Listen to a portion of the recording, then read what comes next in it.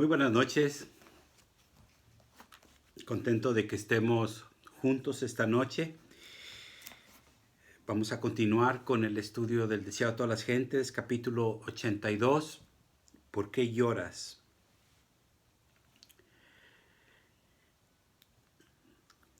Como iglesia estamos tristes por el suegro de Daniel López que ha fallecido y rogamos al Señor que sea con ellos, con la familia. El Señor estaba saludable, pero sin embargo esta enfermedad, este virus no respeta mucho. Así que nos unimos a la tristeza de la familia. Somos una familia en Cristo Jesús y nos duele esta pérdida. Les invito para orar en este momento. Bendito Padre que estás en los cielos, alabado sea tu nombre. Señor, una vez más nos disponemos para estudiar tu palabra, para estudiar, Señor, los escritos que nos has dejado como la luz menor acerca de tu vida y de tu resurrección, que es lo que estamos viendo en este momento. Te suplicamos que seas con nosotros, que nos llenes de sabiduría y que tu Espíritu Santo nos acompañe. Por Jesús te lo pedimos todo. Amén. El capítulo 82 comienza con estas palabras. Las mujeres que habían estado al lado de la cruz de Cristo esperaban y velando que transcurrieran las horas de sábado. El primer día de la semana, muy temprano, se dirigieron a la tumba, llevando consigo especies preciosas para ungir el cuerpo del Salvador. No pensaban que Él había resucitado. El sol, su esperanza se había puesto y había anochecido en sus corazones. Mientras andaban, relataban las obras de misericordia de Cristo y palabras de consuelo, pero no recordaban sus palabras que Él dijo: otra vez os veré.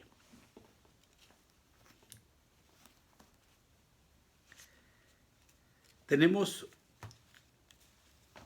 a unas mujeres que van rumbo al sepulcro de Jesús con la preocupación: ¿quién va a remover la piedra? Jamás ellas pensaban que Jesús ya había resucitado.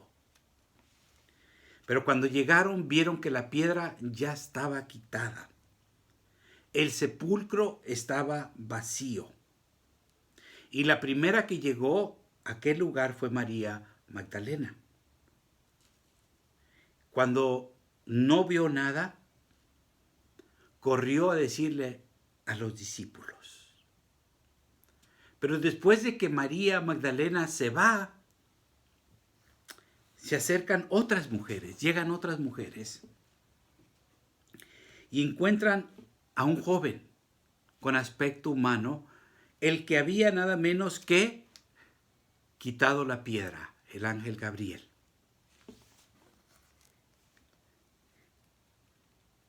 Y les dice: no teman, ha resucitado. Ellas entraron al interior de la tumba y se encontraron con otro ángel en forma humana, y también les corroboró diciendo: Jesús ha resucitado. Por otro lado, había otra mujer llamada María. Me supongo que era la madre de Jesús. Ella habló con Pedro y con Juan porque escuchó las noticias, pero no escuchó que había resucitado, más bien que se habían llevado el cuerpo de Jesús. Y Pedro y Juan decidieron acompañarla.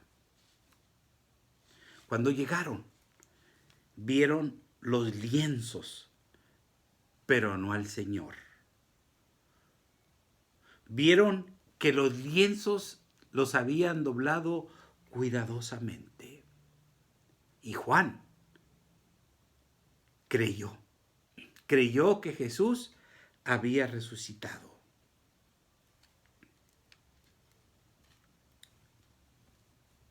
¿Qué es lo que había pasado? Había un ángel que había removido la piedra. Otro ángel que le había quitado los lienzos a Jesús porque Jesús estaba como todo vendado.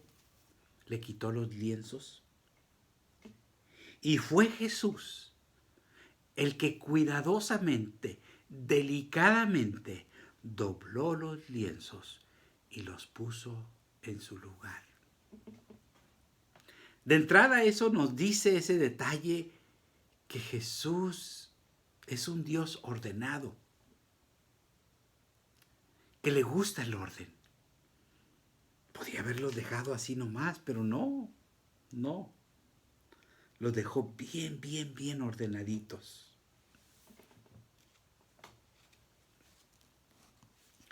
Juan y Pedro se regresaron.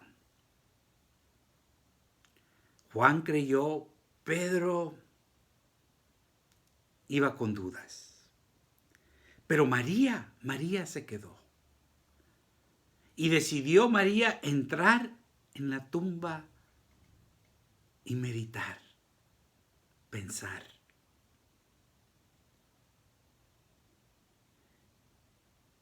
Y María se encuentra dos ángeles de nuevo. Uno a la cabecera y otro donde van los pies. Y María les dice a ellos, ¿dónde está Jesús? ¿Dónde lo han puesto? Díganme por favor.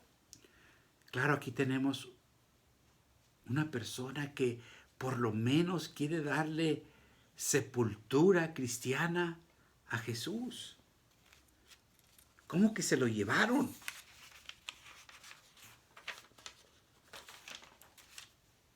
Página 734. Dice así.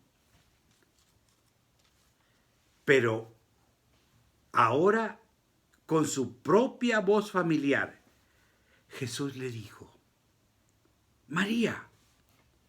Entonces supo que no era un extraño el que se dirigía a ella, y volviéndose, vio delante de sí a Cristo vivo. En su gozo, se olvidó que había sido crucificado, precipitándose hacia él, como para abrazar sus pies, y dijo, Rabino. Pero Cristo alzó la mano, diciendo, no me detengas, porque aún no he subido a mi Padre. Mas ve a mis hermanos y diles, sube a mi Padre y a vuestro Padre, y a mi Dios y a vuestro Dios. Y María se fue a los discípulos, gozoso mensaje. Jesús le dice, no me detengas,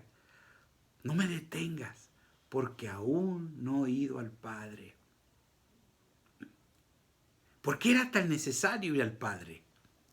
¿Qué es lo que era tan importante de estar con el Padre? Por otro lado, María se va contenta, porque ahora por testimonio propio les va a decir que Jesús vive. Y bueno, ¿qué es esto de que ir a ver al Padre? Siguiente parrafito dice, Jesús se negó a recibir el homenaje de los suyos hasta tener la seguridad de que su sacrificio era aceptado por el Padre. Ascendió a los atrios celestiales y de Dios mismo oyó con seguridad de que su expiación por los pecados de los hombres había sido amplia y de que por su sangre todos podían obtener vida eterna.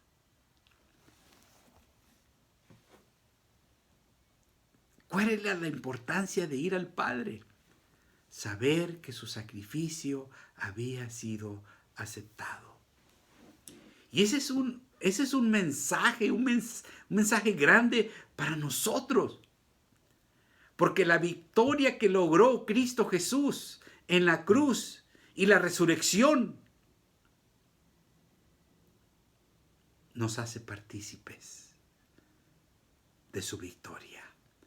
Porque ahora, por medio de Cristo Jesús, nosotros podemos ser perdonados y tener derecho al cielo.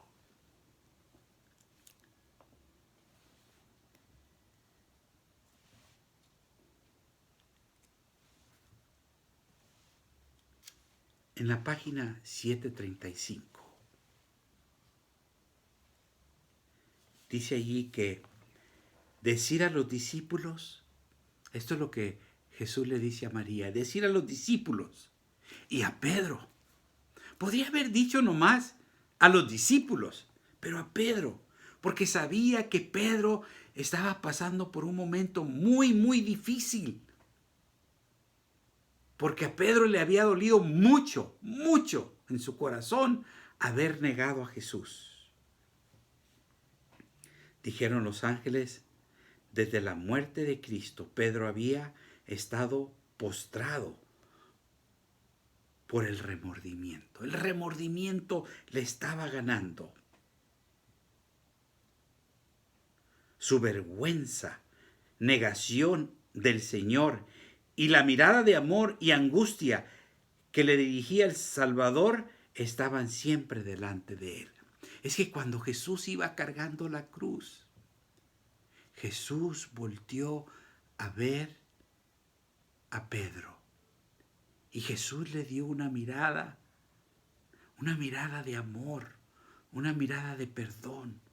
Y como que eso le dolió aún más a Pedro. Se sintió más avergonzado. De todos los discípulos, él era el que había sufrido más amargamente. Pero escucha lo que continúa aquí diciendo. Decir a los discípulos y a Pedro que él va antes que vosotros a Galilea. Allí le veréis. Todos los discípulos habían abandonado a Jesús y la invitación a encontrarse con él vuelve a incluirlos a todos. No los había desechado. Cuando María Magdalena le dijo que había visto al Señor, repitió la invitación a encontrarle en Galilea y por tercera vez le fue enviado el mensaje después que hubo ascendido al Padre. Qué hermoso mensaje es este. ¿Cómo es que nosotros a veces le damos la espalda a Jesús?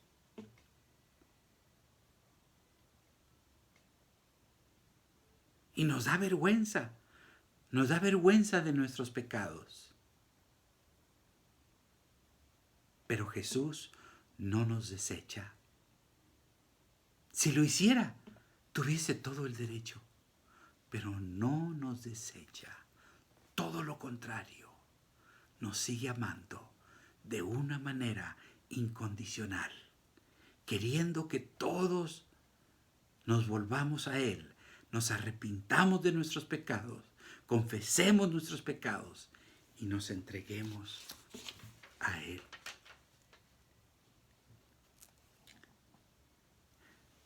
La primera obra que hizo Cristo en la tierra después de su resurrección consistió en convencer a sus discípulos que no había disminuido su amor y su ternura. Si tú alguna vez piensas que el amor de Jesús se ha disminuido, puedes estar seguro que estás equivocado. El amor de Jesús no disminuye. No le agrada quizás lo que hacemos, no le agrada el pecado, pero no nos desecha, no nos hace un lado. En el huerto, María había estado llorando cuando Jesús estaba cerca de ella. Sus ojos estaban tan cegados por las lágrimas que no le conocieron. El corazón de los discípulos estaba tan lleno de pesar que no creyeron en el mensaje del ángel ni en las palabras de Cristo. ¿Cómo es que a veces nosotros podemos enfrascarnos en un problema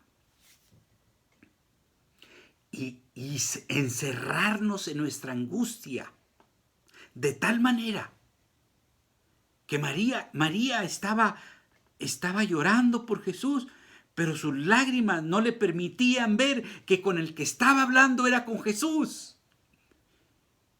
Y puede ser que en medio del problema Jesús ahí esté y no lo vemos, no lo vemos.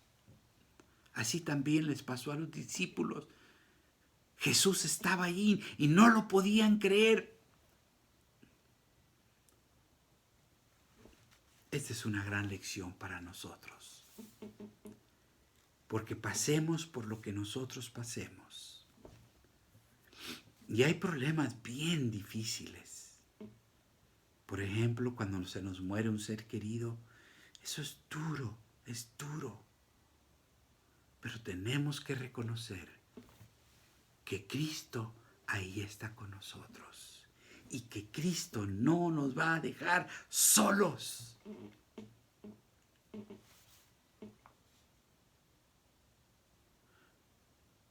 Dice la nota en la página 737, no mires el sepulcro vacío, no llores como los que están sin esperanza ni ayuda. Jesús vive. Y ese es un mensaje hermoso. Jesús vive. Jesús no está muerto. Jesús ha resucitado y está con nosotros. El Padre está con nosotros. El Espíritu Santo mora en nosotros. Cristo ha resucitado. Vive para interceder por nosotros. Aceptar esta esperanza y dará firmeza al alma como un ancla segura y probada. Creer y veréis la gloria de Dios. Oremos. Bendito Padre que estás en los cielos. Gracias por nuestro Señor Jesucristo. Una vez más, gracias por su victoria. Gracias porque su sacrificio fue aceptado. Señor, perdona todos nuestros pecados. Límpianos de todo mal. Y Señor, ayúdanos a estar a cuentas contigo. Y la familia López, Señor, oramos por ellos. Bendícelos, Señor. Bendice a esa madre que ha quedado sin esposo. Bendice, Señor, a esos hijos. Porque ha muerto un valiente, Señor. Ha muerto un siervo tuyo. Pero tenemos la esperanza y la promesa de que tú regresarás. ¿Por qué? Porque tú vives, Señor. Gracias por todas tus bondades. Por Jesús te agradecemos todo. Amén. Que Dios les bendiga y que tengan una muy feliz noche.